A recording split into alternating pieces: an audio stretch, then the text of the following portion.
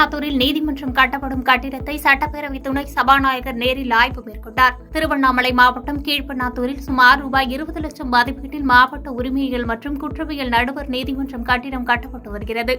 இந்நிலையில் இதனை சட்டப்பேரவை துணை சபாநாயகர் கு. பிச்சாண்டி நேரில் ஆய்வு செய்தார். அப்போது பணிகளை மிகவும் விரைந்து முடிக்க துறை சார்ந்த அதிகாரிகளிடம் அறிவுறுத்தினார்.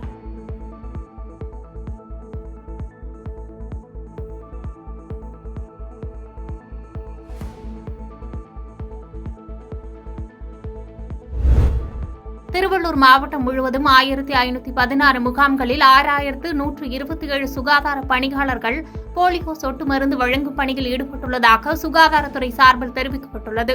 திருவள்ளூர் மாவட்டம் ஆர்கேபேட்டை பேருந்து நிலையம் அருகில் போலியோ சொட்டு மருந்து முகாம் நடைபெற்றது. முன்னதாக இம்முகாமை கைத்தறி மற்றும் துணிநூல் துறை அமைச்சர் ஆர். காந்தி தொடங்கி வைத்தார்.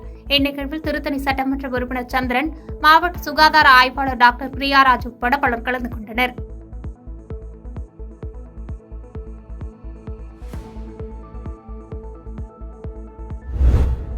தமிழ்நாடு முதலமைச்சர் பிறந்தநாளை ஒட்டி தாம்பரத்தில் நடைபெற்ற மாரத்தான் போட்டியை அமைச்சர் தாமு அன்பரசன் கொடியசைத்து தொடங்கி வைத்தார். செங்கல்பட்டு மாவட்டம் பெருங்களத்தூர் தெற்கு பகுதி திமுக சார்பாக தமிழ்நாடு முதலமைச்சர் மு. ஸ்டாலின் 71வது பிறந்தநாள் விழாவை ஒட்டி உதயம் என்ற பெயரில் மாரத்தான் போட்டி நடைபெற்றது.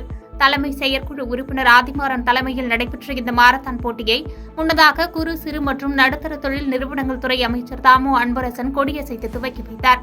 இந்த மாரத்தான் போட்டியில் சிறுவர் முதல் பெரியவர்கள் வரை சுமார் 800 பேர் கலந்து கொண்ட நிலையில் வெற்றி பெற்றவர்களுக்கு சிறப்பு பரிசுகளும் கலந்து கொண்ட அனைவருக்கும் சான்றிதழ்களும் வழங்கப்பட்டது.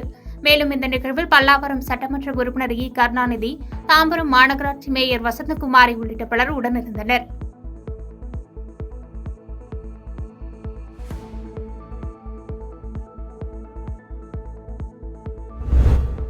கரும்பு விவசாய சின்னம் தராமல் என்னை முடக்க நினைக்கிறார்கள் என்று நாம் தமிழர் கட்சி தலைமை ஒருங்கிணைப்பாளர் சீமான் பரபரப்பு குற்றச்சாட்டை முன்வைத்துள்ளார். சென்னை வளசரவாக்கத்தில் நாம் தமிழர் கட்சியின் தலைமை ஒருங்கிணைப்பாளர் சீமான் செய்தியாளர்களுக்கு பேட்டியளித்தார்.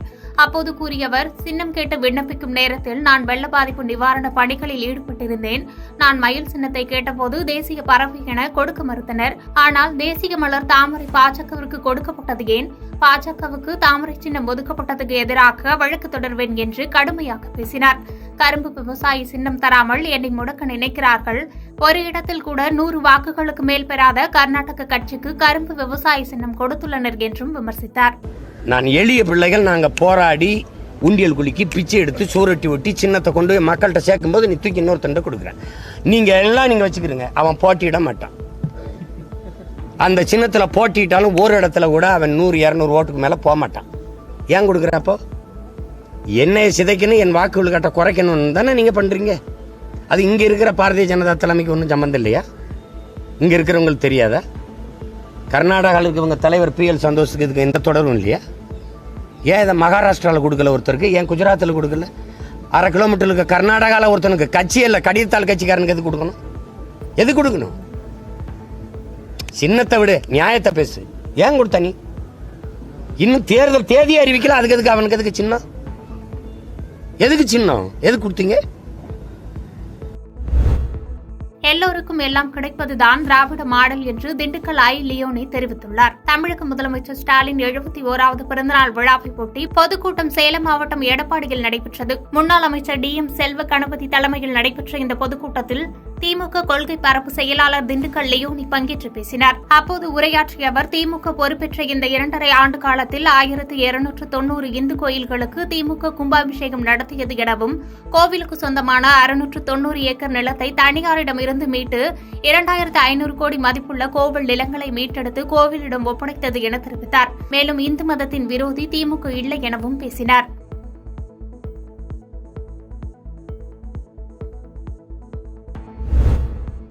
வேலூரில் நடைபெற்ற எல்லோருக்கும் எல்லாம் பொதுக்கூட்டத்தில் பள்ளி கல்வித்துறை அமைச்சர் அன்பில் மகேஷ் கலந்து கொண்டு பேசினார். திமுக தலைவர் மற்றும் மு.க. ஸ்டாலினின் பிறந்தநாளை ஒட்டி எல்லோருக்கும் எல்லாம் என்ற திமுக அரசின் நிதிநிலை அறிக்கை விளக்க பொதுக்கூட்டம் வேலூர் அண்ணா கலையரங்கம் அருகே நடைபெற்றது. நிகழ்ச்சியில் சட்டமன்ற உறுப்பினர்கள் கார்த்திகேயன், நந்தகுமார், வேலூர் நாடாளுமன்ற உறுப்பினர் கதிர் ஆனந்த், மாநகராட்சி மேயர் சுஜாதா உட்பட ஏராளமான நிர்வாகிகள், திமுக தொண்டர்கள் கலந்து கொண்டனர். இதில் சிறப்பு அழைப்பாளராக பள்ளி கல்வித்துறை அறநிலையத்துறை அமைச்சர் அன்பில் மகேஷ் கலந்து கொண்டு பேசுகையில், கடவுளை வைத்து அரசியல் செய்தவர்கள் இன்றைக்கு கடலுக்கு அடியில் சென்று அரசியல் செய்கிறார்கள். 2021 முதல் 2023 தெலுங்கானா சட்டமன்ற தேர்தல் வரை பாஜக தோல்வி அடைந்துள்ளது. அதேபோல் வரும் 2024 நாடாளுமன்ற தேர்தலிலும் பாஜக தோல்வியடையும் என்றார்.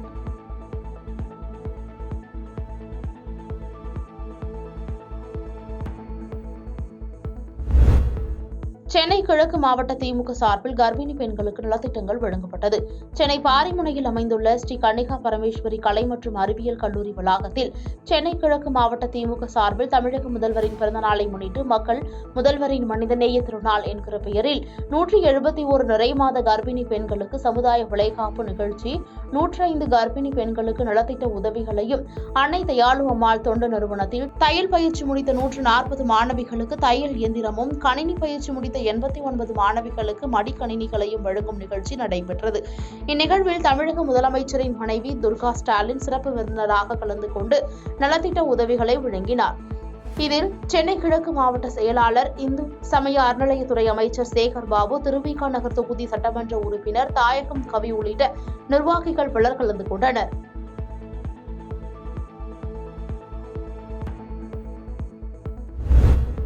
தாராபுரத்தில் திமுக அரசின் 30 மாத கால சாதனை விளக்க துண்டு பிரசுரம் வழங்கும் நிகழ்ச்சி நடைபெற்றது.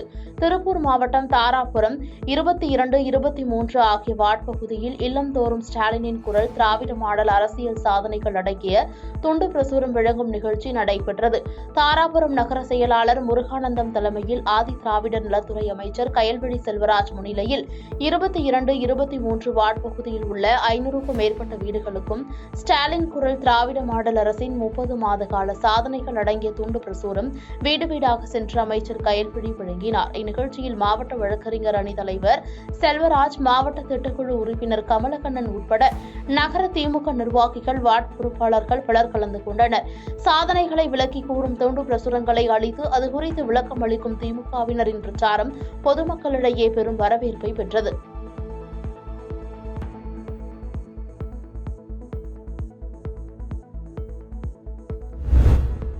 குன்றத்தூர் அருகே வாலிபர் கொலை வழக்கில் அண்ணன் தம்பிகள் உட்பட 6 பேர் கைது செய்யப்பட்டனர். காஞ்சிபுரம் மாவட்டம் குன்றத்தூர் அடுத்த திருமுடிவாக்கம் கம்பர் தெருவை சேர்ந்தவர் மனோகரன் மகன் நிஷாந்த்.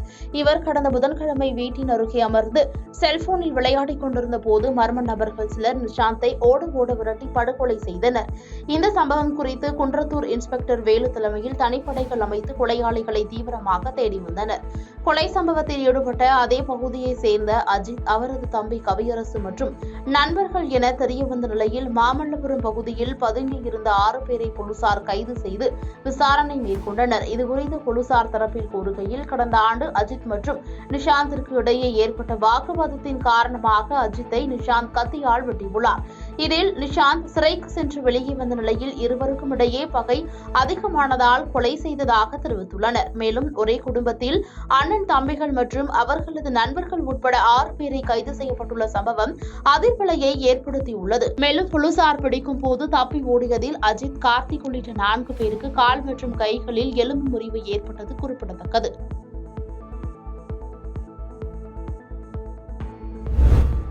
திருவண்ணாமலையில் போலியோ சொட்டு மருந்து முகாமை சட்டப்பேரவை துணை சபாநாயகர் தொடங்கி வைத்தார். திருவண்ணாமலை மாவட்டம் கீழ்பெண்ணாத்தூர் பேருந்து நிலையம் அருகில் மேம்படுத்தப்பட்ட வட்டார சுகாதார நிலையம் சார்பில் 5 வயது வரை உள்ள குழந்தைக்கு போலியோ சொட்டு மருந்து முகாம் வட்டார மருத்துவர் சரவணன் தலைமையில் நடைபெறுகிறது. இதனை தமிழக சட்டப்பேரவை துணை சபாநாயகர் புச்சாண்டி குழந்தைகளுக்கு போலியோ சொட்டு மருந்து கொடுத்து தொடங்கி வைத்தார். இதில் சுகாதாரத்துறை அலுவலர்கள், பேரூராட்சி சத்துணவு பணியாளர்கள் கலந்து கொண்டு பணியாற்றினர். நிகழ்ச்சியில் மாவட்ட கவுன்சிலர் ஆறுமுகம், பேரூராட்சி தலைவர் சரவணன், நகர செயலாளர் உள்ளிட்ட பலர் கலந்து கொண்டனர்.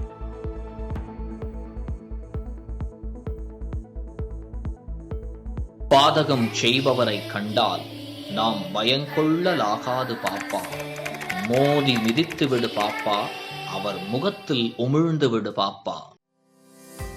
அண்மை செய்திகளை உடனுக்குடன் தெரிந்து கொள்ள இணைந்திருங்கள் இயம்நாடு தொலைக்காட்சியுடன்.